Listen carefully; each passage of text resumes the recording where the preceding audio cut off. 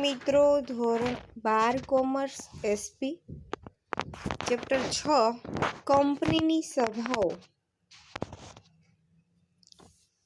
કંપનીની જે સભાઓ ભરાય છે એના આપણે વિગતવાર આગળ આપણે સામાન્ય ઠરાવ અને ખાસ ઠરાવ વિશેનો તફાવત સમજ્યા હતા. છેલ્લો પ્રશ્ન 11મો. હવે આપણે આવ્યા છીએ આ 12મો પ્રશ્ન.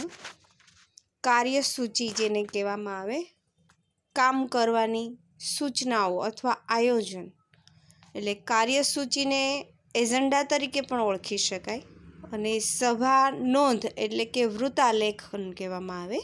સભાની જે નોંધ થતી હોય એને વૃત્તાલેખન પણ કહેવામાં આવે અને મિનિટ્સ પણ કહેવામાં આવે. તો એ બંને વચ્ચેનો તફાવત આપણે જોઈએ. કાર્યસૂચિ એટલે કે કાર્યસૂચિ અને સભા નોંધ. તો કાર્યસૂચિના પોઈન્ટ છે એ બધા સ્કાય કલરમાં છે અને જે સભા નોંધના છે એ બધા બ્લેકમાં છે. એટલે બંને તફાવતો સાથે જ આપેલા છે. પહેલો છે અર્થ કાર્યસૂચિનો અને સભા નોંધનો. તો કંપનીની સભામાં જે કાર્યો હાથ ધરવામાં આવતા હોય છે એ બધા હાથ પર લેવાના હોય તેને ક્રમવાર એમની યાદી બનાવવામાં આવે, જેને આપણે કાર્યસૂચિ કહીએ છીએ. 1 માર્કનો પણ આ પ્રશ્ન છે. કાર્યસૂચિ એટલે શું અથવા એજન્ડા એટલે શું? તો કંપનીની સભામાં જે કાર્યો હાથ પર લેવાના હોય તેની ક્રમવાર આખી યાદી બનાવવામાં આવે છે. એને કાર્યસૂચિ અથવા તો એજન્ડા કહેવામાં આવે છે. અર્થની અંદર સભા નોંધની અર્થ જોઈએ તો કંપનીની જે સભામાં થયેલું કામકાજ છે એ લેખિત સ્વરૂપની અંદર ચોક્કસ મુદ્દાઓ પર અને ચોક્કસ સમય સ્વરૂપે જે નક્કી કરવામાં આવેલી નોંધ હોય છે તેને સભા નોંધ કહેવામાં આવે. સભા નોંધ એટલે શું? 1 માર્કનો પ્રશ્ન પૂછાય છે આપણ કે કંપનીની સભામાં થયેલા કામકાજની લેખિત સ્વરૂપમાં ચોક્કસ અને મુદ્દાસર રીતે કરવામાં આવેલી નોંધ એટલે સભા નોંધ. હવે બીજો પોઈન્ટ જે તફાવતનો આવે છે એ ક્યારે તૈયાર કરવામાં આવે છે કાર્યસૂચિ અને સભા નોંધ? તો એ પણ પ્રશ્ન આવે છે કે કાર્યસૂચિ ક્યારે તૈયાર કરવામાં આવે 1 માર્કના પ્રશ્નની અંદર, અથવા સભા નોંધ ક્યારે તૈયાર કરવામાં આવે છે? તો એ બંનેના તફાવતમાં આપણે એમનો જવાબ 1 માર્કનો જોઈએ. તો કાર્યસૂચિ સભાની નોટિસ સાથે સભા પહેલાં તૈયાર કરવામાં આવે છે. ક્યારે તૈયાર કરવામાં આવે છે એજન્ડા? તો કે સભાની નોટિસ સાથે સભા પહેલાં, સભા ભરવાની હોય એ પહેલાં તૈયાર કરવામાં આવે છે. જ્યારે સભા નોંધ ક્યારે તૈયાર કરવામાં આવે છે? તો કે સભા નોંધ સભા પૂરી થયા બાદ તૈયાર કરવામાં આવે છે. નોંધ આખી ક્યારે થાય? જ્યારે સભા ભરાઈ ગઈ હોય, એની અંદર વિચાર વિમર્શ શરૂ થયેલા હોય, મુદ્દાઓ ઉપર ચર્ચા વિચારણા થઈ હોય અને ત્યાર પછી જે નોંધ કરવામાં આવે છે તો એ સભા ભરાઈ ગયા પછી, સભા પૂરી થાય ત્યાર પછી એ નોંધની ચકાસણી થાય છે. તો કે સભા નોંધ સભા પૂરી થયા બાદ જ તૈયાર થાય છે. ત્રીજો પોઈન્ટ તફાવતની અંદર માહિતી. તો બંને વચ્ચેની માહિતી કાર્યસૂચિ માટે અને સભા નોંધ પરની માહિતી ક્યારે મળે છે? તો કે કાર્યસૂચિ પરથી સભામાં કરવાના જે કાર્યો છે એની માહિતી મળે છે. એટલે કે એજન્ડા જે તૈયાર કરવામાં આવેલા હોય છે એના પરથી ખ્યાલ આવે કે જે સભા ભરવામાં આવે છે સંચાલક મંડળની, તો એની અંદર કયા કયા કાર્યોની વિગતવાર ચર્ચા વિચારણા કરવામાં આવે છે તેની માહિતી મળી રહે છે. સભા નોંધની માહિતી. તો કે સભા નોંધ પરથી સભામાં થયેલી જે કંઈ ચર્ચા, નિર્ણયો લેવાયેલા હોય મુદ્દાઓ પર, ઠરાવ જે પસાર કરવામાં આવેલો હોય એ વગેરેની માહિતી સભા નોંધ પછી, એટલે કે સભા ભરાઈ ગઈ હોય, સભાની અંદર જે ચર્ચા વિચારણા થઈ, નિર્ણયો લેવાના, કયો ઠરાવ પસાર થયો એ વગેરેની માહિતી ક્યારે મળે છે? સભા નોંધની અંદર મળે છે. ચોથો પોઈન્ટ મોકલવી, એટલે કે માહિતી સભા નોંધમાં અને કાર્યસૂચિ ક્યારે મોકલવામાં આવે? તો કાર્યસૂચિ સભાની નોટિસ સાથે મોકલવામાં આવતી હોય છે. કાર્યસૂચિ એટલે એજન્ડા, જે આયોજન કરવાનું છે, પરિયોજના તૈયાર કરવાની છે, એ કાર્યસૂચિ સભાની નોટિસ જે મોકલવામાં આવી હોય કે આ સ્થળે આ તારીખે આ સમયે હાજર રહેવાનું છે સભામાં, તો એ નોટિસની સાથે સભ્યોને મોકલી આપવામાં આવે છે. જ્યારે સભા નોંધ સભ્યોને મોકલી આપવામાં આવતી નથી. શા માટે? તો કે જ્યારે સભામાં જે સભ્ય હાજર રહે છે ત્યારે જ એમને ખ્યાલ આવે છે કે સભાની અંદર કયા મુદ્દાઓ પર ચર્ચા વિચારણા થઈ હતી, એના ઉપર કયો ઠરાવ પસાર કરવામાં આવ્યો, કયો પ્રસ્તાવ મૂકવામાં આવેલો હતો, વગેરેની માહિતી મળતી હોય છે જે સભ્યો ત્યાં હાજર હોય એને. એટલા માટે ત્યાં કોઈ મોકલવાનું કંઈ કારણ ઊભું થતું નથી. 5મો પોઈન્ટ, રજિસ્ટર. દરેક પ્રકારની સભા માટે અલગ રજિસ્ટર રાખવું જરૂરી હોતું નથી, કારણ કે એક જ રજિસ્ટરની અંદર કઈ તારીખે સભા બોલાવવામાં આવેલી, કયા સમયગાળામાં કેટલા સભ્યો હાજર છે, એ બધું એક જ રજિસ્ટરની અંદર પણ મૂકી શકાય છે. સભા નોંધ, તો કે દરેક પ્રકારની જ્યારે સભા ભરાય છે ત્યારે સભા નોંધ દરેક પ્રકારની અલગ અલગ રજિસ્ટરમાં રાખવાની હોય છે. તો આ એમનો તફાવત છે. 6થો પોઈન્ટ એમનો તપાસ અને નકલ. આ બંને, કાર્યસૂચિ માટેની તપાસ અને સભા નોંધની તપાસ નકલ. તો કાર્યસૂચિનું જોઈએ તો સભાની નોટિસ સાથે કાર્યસૂચિ પણ મોકલી આપવામાં આવેલી હોય, કામ કરવાની આખી સૂચના, આયોજન પણ મોકલવામાં આવ્યું હોય કે આ મુદ્દાઓ પર ચર્ચા વિચારણા થવાની છે, શા માટે સભા બોલાવવામાં આવી છે, વગેરે. તેથી તેને તપાસવાનો કે જરૂરી ફી આપીને એની ઝેરોક્સ કઢાવવાનો કોઈ પ્રશ્ન ઊભો થતો નથી, કારણ કે આ છે એ કાર્યસૂચિ. એની અંદર સભ્યોને જે મુદ્દા ઉપર કે જેના માટે સભા ભરાય છે કંપનીની અંદર, એની માહિતી આપવામાં આવેલી છે, જેના લીધેથી એને કોઈ ફી અલગથી આપી અને એમની ઝેરોક્સ કઢાવવાનો પ્રશ્ન ઊભો થતો નથી. જ્યારે સભા નોંધ છે એ કંપનીનો કોઈ પણ સભ્ય છે એ તપાસી શકે, જરૂરી ફી એની ભરી અને એની નકલ પણ મેળવી શકે છે, અને સભાની અંદર જે કંઈ સભ્યોની વચ્ચે ચર્ચા વિચારણા થઈ હોય મુદ્દાઓ પર અને જે આયોજન બનાવવામાં આવેલું હોય એ સભ્યોને મોકલવામાં એમાં આવતું નથી. એટલે સભા નોંધ છે એ કોઈ પણ સભ્ય તપાસી શકે છે, જરૂરી ફી ભરીને એની નકલ પણ મેળવી શકે છે. એટલે સભા નોંધ સભ્યોને મોકલવામાં પણ આવતી નથી. 7મો પોઈન્ટ, નોંધણી. કાર્યસૂચિની કંપની રજિસ્ટ્રાર સમક્ષ નોંધણી કરાવવી જરૂરી બનતી નથી. એટલે કે કંપનીની અંદર જે કંઈ કામ કરવાની સૂચનો તૈયાર કરવા, એજન્ડા જે તૈયાર કર્યા છે કંપનીની અંદર, એ રજિસ્ટ્રારની એટલે કે ROCની ઓફિસમાં એ નોંધાવવાની જરૂર ઊભી થતી નથી. જ્યારે કંપનીમાં ભરાય છે સભ્યોની, ત્યારે એ સભાની અંદર જે ઠરાવ પસાર કરવામાં આવેલો હોય, ખાસ પ્રકારના ઠરાવો, એ ઠરાવ ઉપર નોંધ થયેલી હોય, એ વગેરે માહિતી છે એ કંપનીના રજિસ્ટ્રાર પાસે મોકલવી પડે છે અને એની પાસે નોંધ કરાવવી પડે છે. એટલે સભા નોંધમાં થયેલા સામાન્ય ઠરાવ, ખાસ ઠરાવ અને અન્ય ઠરાવોની નોંધ પણ કંપની રજિસ્ટ્રાર એટલે કે ROCની ઓફિસે જમા કરાવી અથવા નોંધ કરાવવી પડે છે. ખાસ ઠરાવ અને ખાસ નોટિસ જરૂરી હોય તેવા ઠરાવને નોંધ એટલે કે એવા ઠરાવની નોંધ માટે અમુક નિશ્ચિત સમય મર્યાદા નક્કી કરેલી હોય, એટલે કે નક્કી કરેલો હોય અમુક નિશ્ચિત સમય. આ સમયની અંદર જ ત્યાં રજિસ્ટ્રાર ઓફિસે એ સભા નોંધ કરાવવી પડતી હોય છે, રજિસ્ટર કરાવવી પડતી હોય. એટલે રજિસ્ટ્રાર ઓફિસમાં પણ રજિસ્ટર કરાવવાની સમય મર્યાદા નક્કી કરેલી હોય. એ નક્કી કરેલા સમયે જ્યારે આપણી કંપનીની અંદર સભા ભરાય છે, જે ચર્ચા વિચારણા બાદ જે ઠરાવ પસાર કરવામાં આવ્યો છે, ખાસ ઠરાવ, સામાન્ય ઠરાવ, એની વિગત એ નોંધ ત્યાં કરાવવી પડે છે. 8મો પોઈન્ટ છેલ્લો છે આ પ્રશ્નનો, લેખિત પુરાવો તો એજન્ડા માટે અને સભા નોંધ માટે જોઈએ તો કાર્યસૂચિ એટલે કે એજન્ડા એ સભામાં હાથ ધરવાના કાર્યો અંગેની ક્રમવારની એક યાદી ગણવામાં આવે છે. કેવી? આ એજન્ડા છે એ સભાની અંદર હાથ ધરવાનું જે કાર્ય છે, કામ કરવાનું છે, જે હાથમાં લીધેલું કામ છે અને આગળનું જે આયોજન કરવામાં આવેલું છે ક્રમવાર, એની યાદી છે એ લેખિત પુરાવો કહેવામાં આવે, જેને કાર્યસૂચિ એટલે એજન્ડા.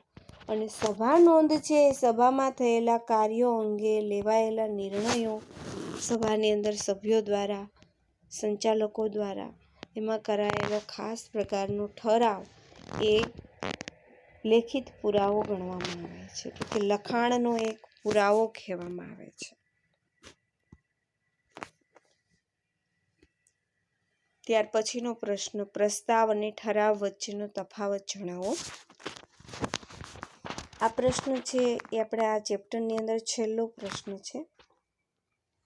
13મો પ્રશ્ન, તફાવત મોટા ભાગે પૂછાઈ જાય છે. સેક્શન DE માં પૂછાય છે.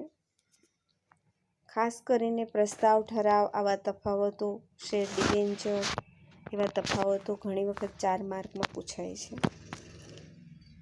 પ્રસ્તાવ અને ઠરાવ વચ્ચેનો તફાવત, તો જવાબની અંદર જોઈએ પ્રસ્તાવનો અર્થ, પ્રસ્તાવ કેને કહેવામાં આવે છે તે 1 માર્કનો પ્રશ્ન છે. પ્રસ્તાવ એટલે શું? કંપનીની સભામાં જે દરખાસ્ત બાબત ચર્ચા વિચારણા માટે રજૂ થાય તેને પ્રસ્તાવ કહેવામાં આવે છે. ફરી વખત કહીએ કે કંપનીની જ્યારે સભ્યોની સભા ભરાય છે તેની અંદર દરખાસ્તની બાબત, સ્વીકારની બાબત જેને કહેવાય, દરખાસ્ત એટલે સ્વીકારની બાબતે ચર્ચા વિચારણા માટે રજૂ થાય તેને પ્રસ્તાવ કહેવામાં આવે છે. હવે ખાસ જોજો, ઠરાવ.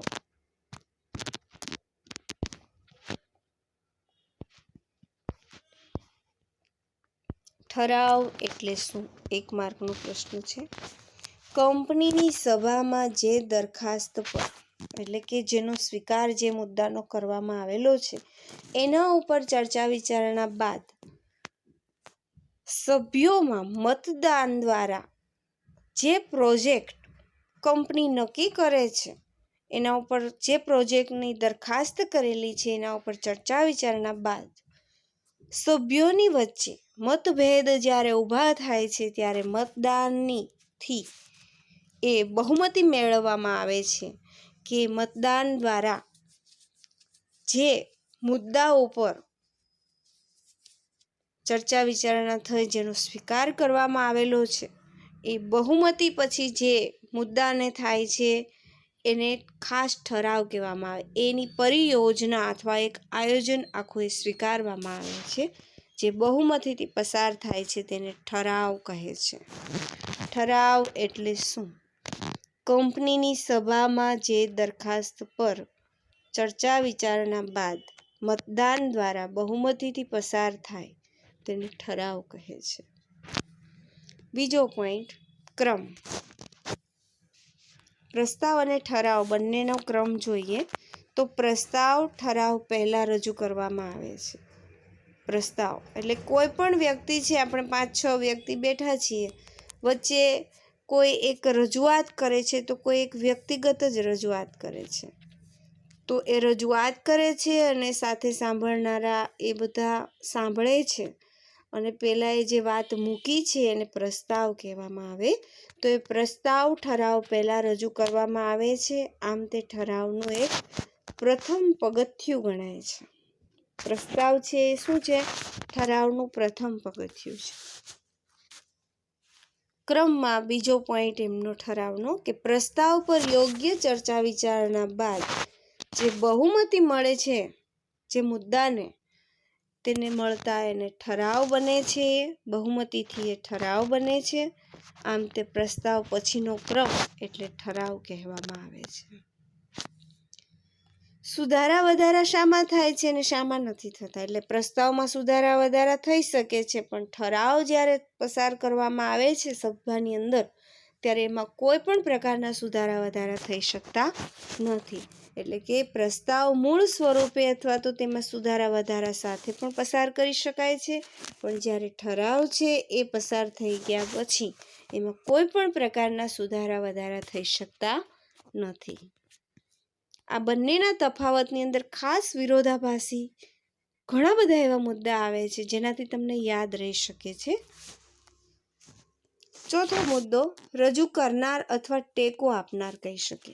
એટલે બંને ભાષા કહેવાય, રજૂ કરનાર અને ટેકો આપનાર. જો એક વ્યક્તિ છે એ મુદ્દાને કોઈ પણ વાક્ય કે કોઈ પણ મુદ્દા ઉપર કે જે એની જરૂરિયાત છે, આયોજન કરવાનું છે, એના માટે એક વ્યક્તિ રજૂઆત કરે છે વાતની, અને સમર્થન આપનાર હોય છે એને ટેકો આપનારા કહી શકીએ છે. તો પ્રસ્તાવ એક સભ્ય દ્વારા રજૂ થાય છે અને તે રજૂ કરનાર એને કહેવામાં આવે. જ્યારે એની સાથે બીજા સભ્યો બેઠા છે તે એમની વાતને, એની રજૂઆતને સમર્થન આપે છે, એટલે કે ટેકો આપે છે, તો એને ટેકો આપનાર કહી શકાય છે. જ્યારે ઠરાવની અંદર જોઈએ તો ઠરાવ માટે આવી કોઈ પણ પ્રકારની વિધિ કે રજૂઆત કરનાર કે ટેકો આપનારની કોઈ જરૂરિયાત ઊભી થતી નથી, કારણ કે એ બહુમતી દ્વારા એ મુદ્દા ઉપર પ્રસ્તુતિકરણ થઈ અને એને પછી ઠરાવ નક્કી કરવામાં આવેલો છે. મતદાન દ્વારા જે બહુમતી મળે એની રજૂઆતને ઠરાવ તરીકે પસાર કરવામાં આવે છે. સત્તા. ત્યાર પછીનો પોઈન્ટ, તો પ્રસ્તાવનો મુદ્દો જોઈએ તો પ્રસ્તાવની રજૂઆત કોઈ પણ સભ્ય કરી શકે. કોઈ પણ બાબત માટે આપણે સભાની અંદર બેઠા હોય કે કોઈ પણ જગ્યાએ બેસીએ છીએ સામાજિક રીતે, તો પણ કોઈ પણ વાત ઉપર કોઈ પણ સભ્ય છે એ રજૂઆત કરી શકે છે, અને તે માટે યોગ્ય સમયની નોટિસ આપવી પડે છે એમને.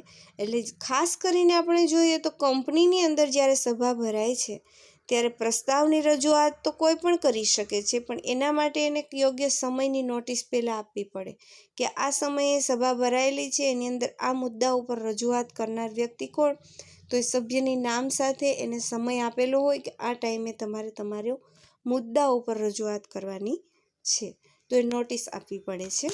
જ્યારે ઠરાવમાં આપણે જોઈએ તો ઠરાવ કરવાની કોઈ પણ એક વ્યક્તિની હાથમાં સત્તા હોતી નથી. જ્યારે પ્રસ્તાવ રજૂ કરવાની દરેક સભ્યને સત્તા છે, અને ઠરાવમાં કોઈ એક વ્યક્તિને પણ સત્તા મળતી નથી. તે જરૂરી હોય ત્યારે બહુમતીથી થઈ શકે છે. એને સત્તા આપવામાં આવે, કોઈ પણ વ્યક્તિને જોતી હોય તો એ બહુમતી દ્વારા એને સત્તા આપવામાં આવે, મતદાન દ્વારા. તે યોગ્ય નોટિસની પણ એમાં જરૂરિયાત ઊભી થતી નથી ઠરાવની અંદર, કારણ કે ઠરાવમાં કોઈ એક વ્યક્તિને પણ સત્તા મળતી નથી, અને જ્યારે એમને સત્તાની જરૂરિયાત હોય ત્યારે ચૂંટણી દ્વારા બહુમતીથી એને સત્તા આપવામાં આવે છે, અને એ સત્તા માટે કોઈ યોગ્ય સમયની નોટિસ પણ આપવામાં આવતી નથી. મતદાન. મતદાન એટલે પ્રસ્તાવની અંદર આપણે જોઈએ મુદ્દામાં તો પ્રસ્તાવની રજૂઆત કરવા માટે મતદાનની કોઈ જરૂર હોતી નથી. મતદાનમાં જ્યારે ઠરાવમાં બહુમતીથી એ ઠરાવ પસાર કરવાનો હોવાને લીધેથી ઠરાવ મંજૂર કરાવવા માટે જરૂરી બહુમતી નક્કી કરવા મતદાનની ખૂબ જરૂરિયાત ઊભી થાય છે. એટલે ઠરાવ પસાર કરવા માટે જ્યારે કંપનીની અંદર સભા ભરાય છે ત્યારે ઠરાવ મંજૂર કરાવવા માટે બહુમતી દ્વારા મતદાન જરૂરી બને છે, પણ પ્રસ્તાવ રજૂ કરવા માટે મતદાનની કોઈ જરૂરિયાત ઊભી થતી નથી. સાતમો મુદ્દો ઈચ્છા. પ્રસ્તાવનો ઈચ્છા માટેનો મુદ્દો જોઈએ તો પ્રસ્તાવ સભાની કોઈ ઈચ્છા નથી હોતી. જો તે સ્વીકારાય તો તેને સભાને ઈચ્છા બનાવી દે છે. એટલે કે જે રજૂઆત કરવામાં આવી છે કોઈ પણ સભ્ય દ્વારા સભાની અંદર જે પ્રસ્તાવ રજૂ કરે છે તો એ કોઈ ઈચ્છા હોતી નથી, પણ જો એ પ્રસ્તાવ રજૂ કરે છે જે વ્યક્તિ સભ્ય કરે છે અને સ્વીકારાય તો તે સભાની ઈચ્છા બની શકે છે. જ્યારે ઠરાવમાં ઈચ્છા મહત્વનો પ્રશ્ન બનતો જોવા મળે છે, તો કે ઠરાવ સભાની ઈચ્છા દ્વારા ઠરાવ પસાર કરવામાં આવેલો હોય છે કંપનીની અંદર, જેથી જરૂરી બહુમતી મળતા એમાં કોઈ અસ્વીકારનો પ્રશ્ન ઊભો થતો નથી. બધા સભ્યને જે ઠરાવ પસાર કરવામાં આવેલો છે એમાં કોઈ પણ સભ્યની ઈચ્છા અનિચ્છા દર્શાવવામાં આવતી જ નથી, કારણ કે બહુમતીથી મળતા સ્વીકારને ઠરાવ તરીકે પસાર કરવામાં આવેલો હોવાને લીધેથી અસ્વીકારનો પ્રશ્ન ઊભો થતો નથી. હવે આવે છે 8મો પોઈન્ટ છે પાછો ખેંચી લેવો. શું પાછો ખેંચી લેવાનું આવે? તો કે ઠરાવ કે પ્રસ્તાવ એ માટે